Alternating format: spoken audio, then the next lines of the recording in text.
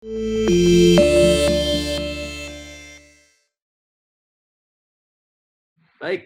Bapak Ibu sekalian, kita akan segera mendengarkan firman Tuhan yang akan disampaikan oleh hambanya, Pendeta Lani Hendrawati. Waktu dan kesempatan kami serahkan kepada Ibu Lani. Silakan Ibu Lani. Ya. Terima kasih Pak Yosef. Shalom, selamat sore buat Bapak Ibu semuanya yang sudah join di dalam Zoom MHI ini. Kita akan segera untuk mendengarkan kebenaran firman Tuhan. Sebelumnya, mari kita satukan hati untuk kita berdoa. Bapak, kami bersyukur ini waktunya kami boleh mendengarkan sebagian kebenaran daripada firman-Mu.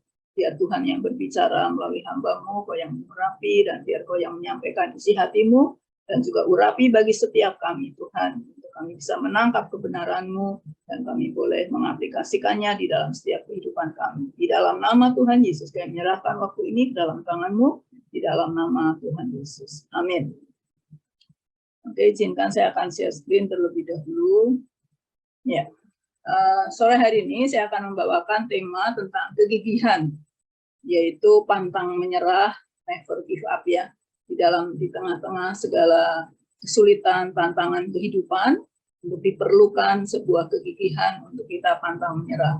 Seperti juga yang sudah dialami oleh Pak Niko dan keluarga, bagaimana memperjuangkan sebuah kegigihan untuk bisa sampai anaknya Dede Darlen boleh mengalami mujizat dan kuasa Tuhan.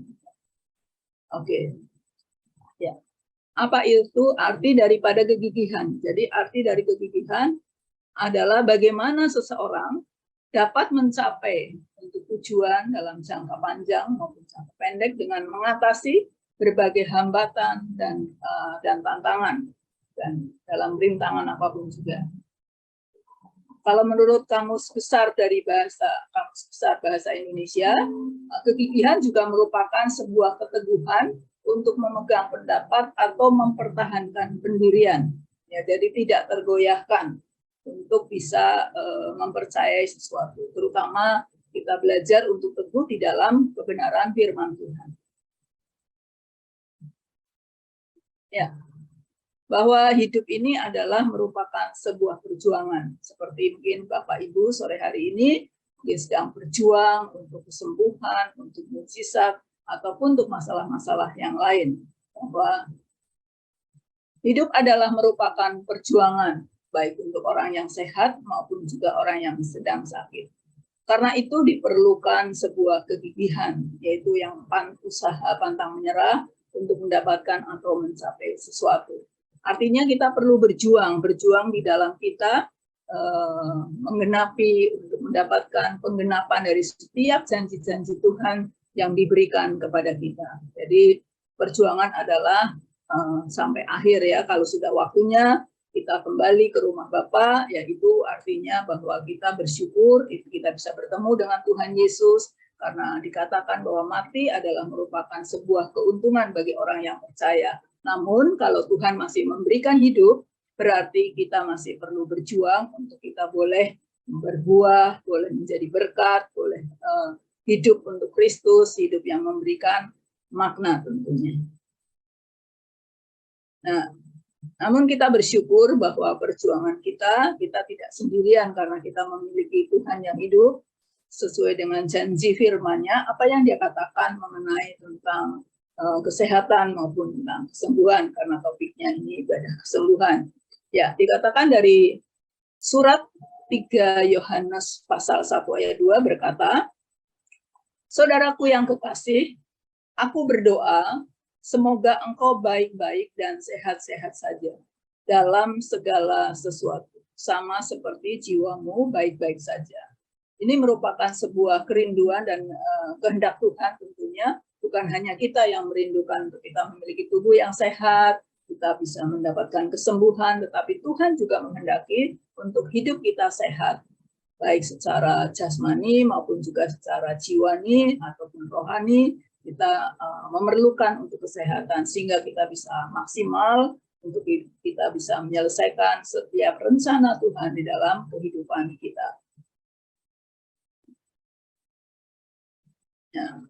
Ya, ini merupakan kehendak Tuhan ya. Tuhan menghendaki untuk kita bisa sehat secara jasmani dan juga secara jiwani ya, karena di dalam jiwa yang sehat terdapat juga tubuh yang sehat. Apa saja kira-kira yang bisa terjadi di dalam jiwa kita yang bisa mempengaruhi untuk kondisi fisik kita? Di dalam jiwa atau di dalam hati kita itu kita bisa muncul ketika kita menghadapi masalah, kita menghadapi sakit penyakit, kita bisa muncul kekhawatiran, kita bisa muncul rasa takut, kita bisa cemas, kita bisa sedih, bahkan kita bisa mungkin kita kecewa melihat kondisi keadaan kita, atau mungkin juga bisa muncul sebuah kebimbangan, keraguan, apakah saya bisa sembuh atau tidak, ataukah mungkin muncul ketidakpercayaan, apakah Tuhan mau bekerja untuk saya, atau Tuhan bisa muncul hal-hal yang lain, misalnya sakit hati, iri hati, dan semuanya ini merupakan bisa menjadi penghalang-penghalang untuk kita bisa menerima kesembuhan. Karena itu Tuhan juga memerintahkan, janganlah khawatir akan apapun juga, tetapi serahkanlah semuanya kepada Tuhan. Nah, kita perlu membuang semuanya dalam hal ini. Ya, di dalam Alkitab ada sebuah contoh, sebuah kegigihan di dalam perjuangan untuk memperoleh kesembuhan, yaitu dari wanita yang sakit pendarahan 12 tahun. Tentunya kita sudah sering mendengar, baik kita mendengar cerita tentang wanita ini, ataupun mungkin kita juga membaca dari Alkitab ya. Namun bagaimana kita mau belajar untuk kita bisa mengaplikasikannya di dalam kehidupan kita. Ayat firman Tuhannya mengatakan, ya, dari Markus pasal 5 ayat 25 sampai 28, saya akan bacakan, dikatakan bahwa adalah di situ seorang perempuan yang sudah 12 tahun lamanya menderita pendarahan. Ia telah berulang-ulang diobati oleh berbagai tabib, sehingga telah dihabiskannya semua yang ada padanya, namun sama sekali tidak ada faedahnya. Malah sebaliknya keadaannya makin memburuk. Dia sudah mendengar berita-berita tentang Yesus. Maka di tengah-tengah orang banyak itu, ia mendekati Yesus dari belakang dan menjamah jubahnya, sebab katanya, asal ku jamah saja jubahnya, aku akan sembuh. Ya, di sini dikatakan bahwa ada wanita yang sudah cukup lama, 12 tahun bukan waktu yang sedikit untuk mengalami pendarahan itu. Bagi wanita itu merupakan hal yang pasti tidak enak, bisa membuat lemah tubuhnya, membuat lemas, membuat bisa kekurangan darah, bisa HB-nya drop, dan lain sebagainya. Kalau Ibu Rizdy mengatakan bahwa pendarahan kalau zaman sekarang ini bisa tergolong untuk penyakit cancer ya, penyakit kanker zaman sekarang. Dan dia telah berusaha, dan wanita tersebut juga telah berusaha. Dia ada usaha untuk berobat melalui tabib atau dokter yang sekarang, dan sampai habis semuanya, tetapi kondisinya semakin memburuk. Ya. Kita akan belajar apa kondisinya yang dialami oleh wanita tersebut. Ya. Dikatakan yang pertama, wanita itu tidak menyerah dengan keadaan sekalipun dia sudah cukup lama sakit, 12 tahun. Mungkin saat ini Bapak Ibu mengalami sakit, ada yang mungkin 1 tahun, ada yang 2 tahun, atau ada yang sudah lebih daripada itu. Nah, kita akan belajar dari wanita tersebut. Dikatakan dia tidak menyerah dengan keadaannya, dia terus semangat, dia memiliki sebuah semangat hidup. Ini sudah sangat menolong sekali untuk kita mendapatkan kesembuhan. Terus tandanya apa? Buktinya bahwa dia berusaha untuk berobat. Jadi dia berbagai tabib dokter, walaupun belum sembuh, sampai akhirnya dia mendengar berita tentang Yesus, bahwa Tuhan Yesus itu dapat menyembuhkan. Yang buta melihat, yang tuli bisa mendengar, yang lumpuh bisa berjalan, bahkan yang mati bisa dibangkitkan. Sehingga kemudian ketika dia mendengar berita itu, imannya bangkit. Imannya mulai muncul, dan pengharapan yang baru, masih ada harapan. Kalau dokter sudah tidak bisa menangani, sudah give up semuanya, sudah menyerah, tetapi ada satu harapan ketika dia bertemu dengan Tuhan Yesus dan mendengar tentang Tuhan Yesus. Dan kemudian dia bukan hanya mendengar terus pasif, nunggu di rumah gitu, tapi dia bertindak aktif. Dia nggak pasif, bertindak aktif. Buktinya dia berani untuk dia melangkah memberanikan dirinya untuk menembus kerumunan orang banyak. Walaupun pada saat itu, pada waktu zaman Israel, orang yang sakit pendarahan itu adalah merupakan orang yang najis, sehingga orang itu akan menjauhi dan tidak mau untuk dekat, itu mengandung sebuah risiko. Dan juga di tengah kerumunan banyak, di tengah-tengah dia tubuhnya yang lemah, bisa saja dia juga mengalami, bisa terinjak ataupun terdesak ataupun apapun juga dengan kondisi tubuh yang sangat lemah. Tetapi dia fokus untuk ketika dia mendengar tentang Yesus, dia fokus dan dia memberanikan dirinya. Lalu apa yang dia lakukan? Dikatakan dia mengucapkan perkataan iman, asal ku jamah saja jubahnya, maka aku akan sembuh. Nah, kalau zaman dulu Tuhan Yesusnya tuh masih secara fisik, masih bisa disentuh, masih bisa kelihatan. Lalu bagaimana untuk kita, untuk di dalam kita, bagaimana untuk bisa mengalami perjumpaan dengan Tuhan Yesus. Tuhan Yesus adalah saat ini sudah tetap hidup, tetap melakukan mukjizat, tetap menyembuhkan, dan dia sebagai roh, walaupun tidak kelihatan, tetapi itu nyata, dan dia juga sebagai firman. Karena dikatakan firman itu menjelma menjadi manusia. Jadi firman itu adalah Tuhan sendiri. Jadi ketika kita berjumpa dengan firman-Nya, itu kita berjumpa dengan Tuhan Yesus. Dan bagaimana kita bisa untuk menerima dan mengalami perjumpaan dengan Tuhan melalui firman-Nya. Hal-hal yang perlu untuk kita hindari supaya ini tidak menjadi penghalang di dalam perjuangan kita, yaitu jangan putus asa. Jadi putus asa dan tidak ada harapan itu bisa menjadi penghalang untuk kita bisa mengalami. Dan yang kedua, jangan pasif, tapi kita terus bertindak, mengaktifkan iman kita. Dan yang ketiga, pandangan yang salah terhadap kondisi, jangan melihat kondisi keadaan yang kita alami. Bahwa kondisi yang Bapak Ibu sedang alami saat ini tidak lebih besar daripada kuasa yang Tuhan Yesus miliki. Karena bagi Tuhan untuk menyembuhkan yang sakit kanker dengan sakit flu atau sakit perut, itu sama, tidak ada yang sukar buat Tuhan Yesus. Sama mudahnya dan tidak ada yang sulit sedikit pun. Jadi karena itu, biar sore hari ini Bapak Ibu kita percaya bahwa kita memiliki Tuhan yang hidup dan Tuhan yang berkuasa. Ya. Apa yang harus dilakukan? Yaitu fokuslah kita kepada Tuhan Yesus. Fokus kepada janji Tuhan sesuai dengan 1 Petrus 2 ayat 24 bahwa bagi Tuhan dia mau dan bahkan dia telah menyembuhkan, bukan akan, tetapi 1 Petrus mengatakan bahwa bilur-bilur Tuhan Yesus telah menyembuhkan Bapak Ibu sekalian. Jadi kita tinggal kita menerimanya. Yang kedua yang penting bahwa kita terus membangun manusia rohani kita, yaitu dengan apa? Dengan kita terus membaca, mendengar, dan merenungkan firman Tuhan. Karena sesuai dengan Roma 10 ayat 17, bahwa iman itu timbul, dan timbul dari pendengaran oleh firman Kristus. Jadi apa yang menumbuhkan iman kita? Yaitu firman. Jadi ketika kita mendengar berita-berita yang negatif, berita-berita yang mungkin menakutkan, berita-berita yang mungkin membuat kita cemas ataupun galau, itu bisa memunculkan kekhawatiran-kekhawatiran dan itu akan sangat melemahkan untuk iman dan kepercayaan kita kepada Tuhan.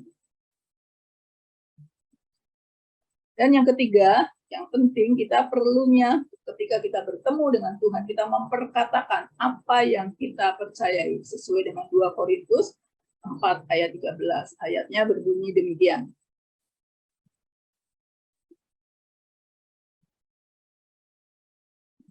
2 Korintus pasal 4 ayat 13. Firman Tuhan mengatakan bahwa namun karena kami memiliki roh iman yang sama, seperti ada tertulis, aku percaya, karena itu aku berkata-kata. Maka kami juga percaya dan sebab itu kami juga berkata-kata. Apa yang kita percayai? Kalau kita percaya kepada janji Tuhan, bahwa Tuhan telah menyembuhkan kita, maka kita juga akan berkata-kata bahwa kita telah disembuhkan, bahwa kita Tuhan Yesus telah melakukan, sudah selesai untuk kita di atas kayu salib. Tinggal kita untuk mengambil dengan iman dan kuasa dan otoritas yang Tuhan sudah berikan. Ya. Kesimpulannya adalah, pertama, kita perlu menerima kuasa dan otoritas. Kapan saatnya kita bisa menerima kuasa dan otoritas yang Tuhan sediakan buat kita? Yaitu ketika kita menerima Tuhan Yesus sebagai Tuhan dan Juru Selamat kita. Saat itu juga kuasa itu dikatakan barang siapa yang menerimanya diberi kuasa sebagai anak-anak Allah. Ini seketika itu juga bahwa di dalam diri kita memiliki kuasa dan otoritas. Dan yang kedua, kita perlu membuang semua rintangan tadi, semua kekhawatiran, ketidakpercayaan, kebimbangan, semuanya itu perlu dibuang. Dan yang ketiga adalah memperkatakan dan bertindak dengan iman. Ya. Kita perlu membuang segala suara-suara, berita-berita yang negatif, yang jangan untuk terekam di dalam pikiran kita. Ya, saya akan kasih contoh untuk apa yang saya alami, bahwa saya baru saja tanggal 1 September kemarin habis kontrol dari dokter, karena 3 tahun yang lalu saya telah dioperasi untuk kanker payudara, kemudian masih rutin untuk kontrol, dan kemarin hasilnya dikatakan bahwa di liver saya tuh ada kista, dan di payudara kiri saya juga ada kista. Namun tidak ada masalah dan itu tidak membahayakan, bukan tumor, bukan kanker. Dikatakan dokter itu mengatakan bahwa itu nggak perlu diapa-apain. Kemudian saya tanya, dok, itu bisa hilang nggak? Nah, dokter mengatakan itu tidak bisa hilang. Tapi saya belajar dari hal ini. Saya tidak mau memasukkan itu sebagai sesuatu yang merisaukan. Saya percaya itu tidak ada masalah, dan bagi Tuhan untuk membuang kista itu yang sebesar 1,9 cm itu buat Tuhan itu nggak ada masalah untuk membuang gunung itu. Jadi saya mau belajar apa yang saya dengar itu, saya mau belajar juga untuk berjuang untuk memperkatakan, dan juga saya belajar untuk bagaimana langkah bertindak di dalam iman. Ya, kira-kira 2 minggu yang lalu saya itu kena diare, pulang dari gereja saya kena diare dari siang sampai sore lah, sampai malam.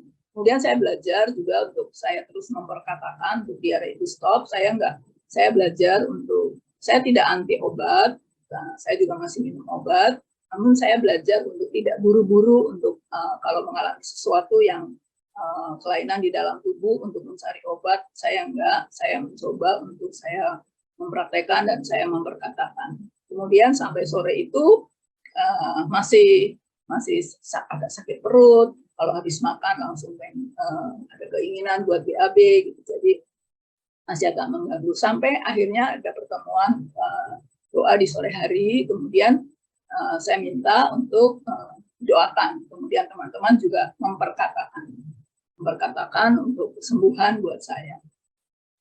Kemudian satu temannya, kemudian yang lain mengatakan bahwa saya jangan kekurusan gitu.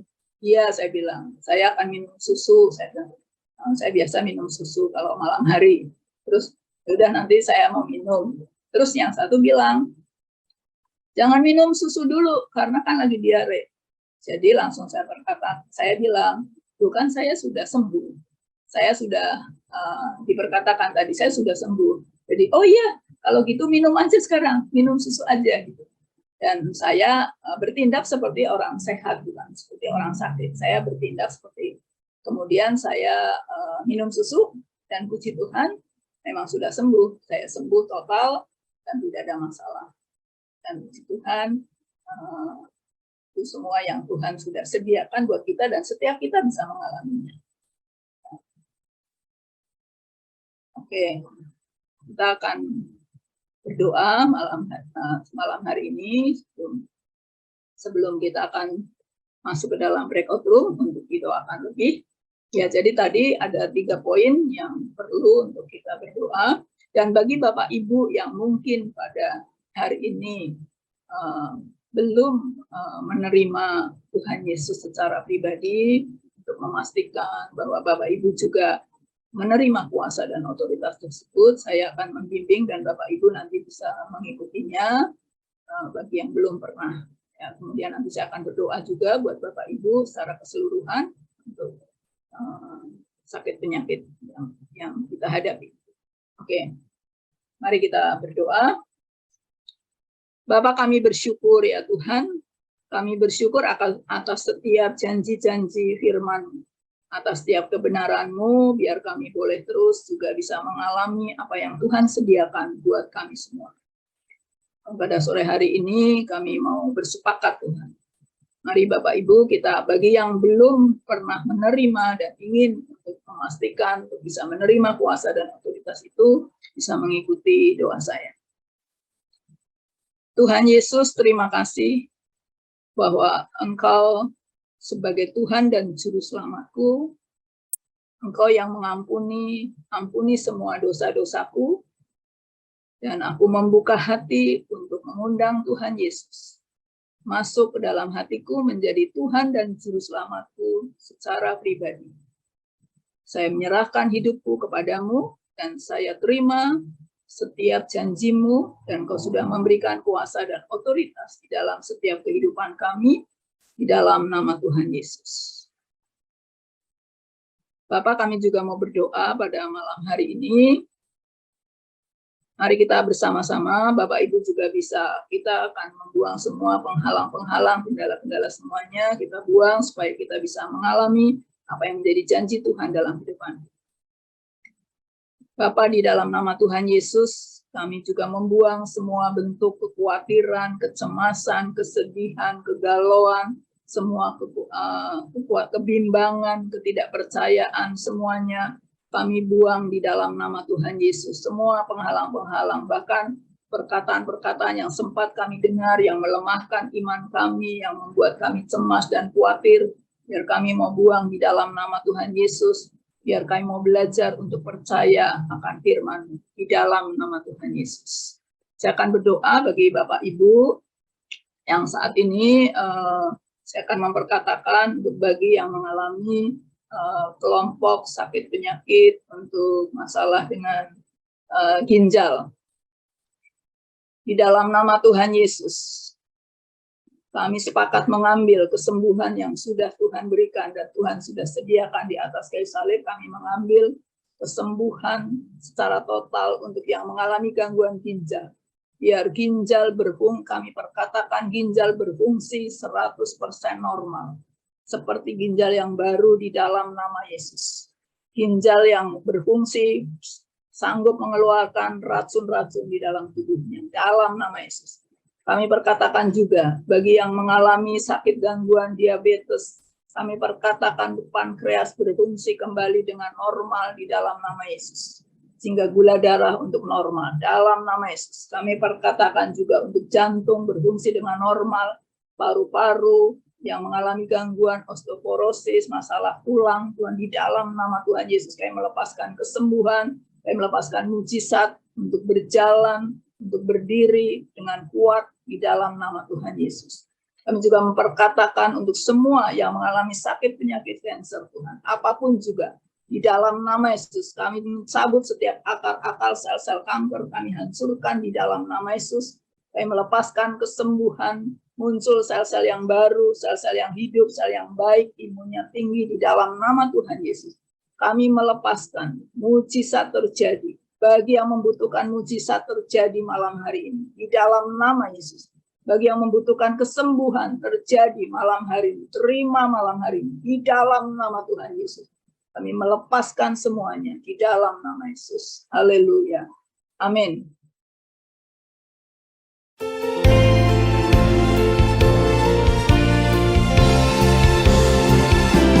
Percaya Kau Tuhan sanggup.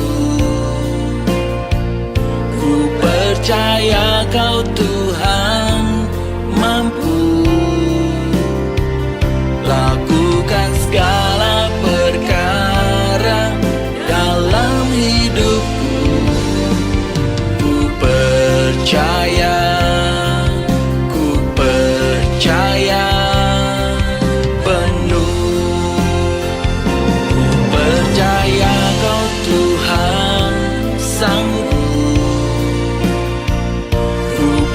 percaya Kau Tuhan